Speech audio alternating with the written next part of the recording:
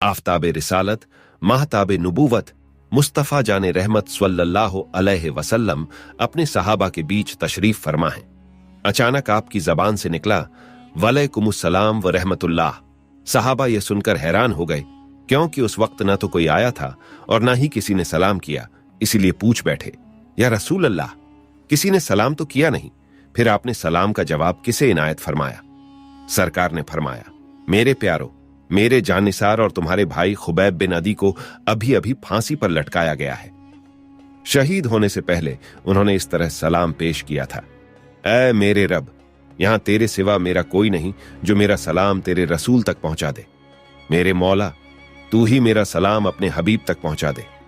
हजरत खुबैन बिन अदी अंसारी सहाबी थे।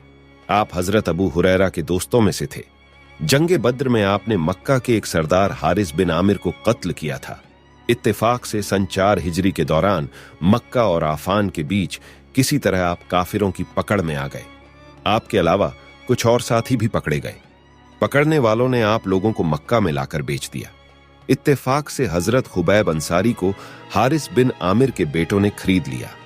चूंकि आपने उनके बाप को कत्ल किया था, इसलिए बेटों ने अपने बाप के खून का बदला लेने के लिए आपको तरह तरह से तकलीफें देना शुरू कर दिया। तपती रेत पर सुलाया, कोड़े मारे, हार कर हाथ पैर बांधकर अंधेरी कोठरी में डाल दिया। काफी दिनों के बाद जब आप उस काली कोठरी से बाहर निकाले गए तो देखने वाले दंग रह गए, क्योंकि आप पहले से भी ज्यादा तंदुरुस्त हो चुके थे। कोठरी में तरह तरह के मौसमी फलों के बीज पड़े थे।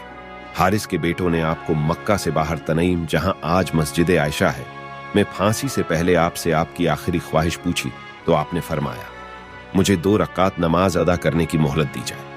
मोहलत दे दी गई। आपने 2 रकात नमाज अदा फरमाई और खुद ही सूली की तरफ चल पड़े।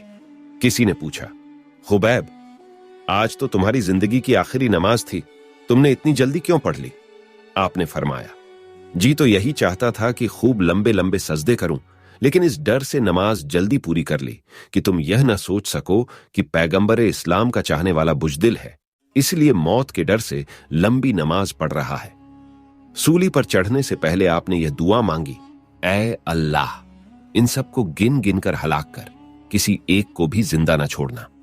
चुनांचे वो सारे लोग 1 साल के अंदर ही हलाक कर दिए गए।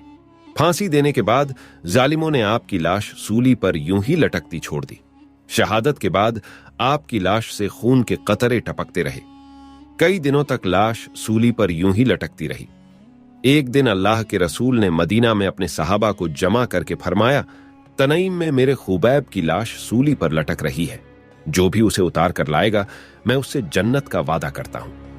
यह खुशखबरी सुनकर हजरत जुबैर बिन अवाम और हजरत मिकदाद बिन असवद तेज घोड़ों पर सवार होकर चल पड़े और रात दिन सफर करते हुए वहां पहुंच गए और यह देखकर हैरान रह गए कि 40 दिन रात बीत जाने के बावजूद लाश अभी तक बिल्कुल ताजा थी।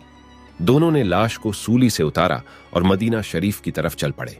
किसी तरह इसकी खबर हारिस के बेटों को लग गई। वह 70 साथियों के लेकर पीछा करने आ गए।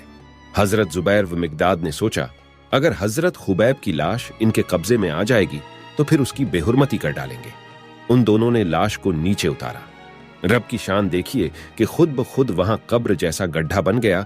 उन दोनों ने उस शहीद मोहब्बत को उसमें उतार कर जमीन बराबर कर दी और कोई निशान भी न रहा।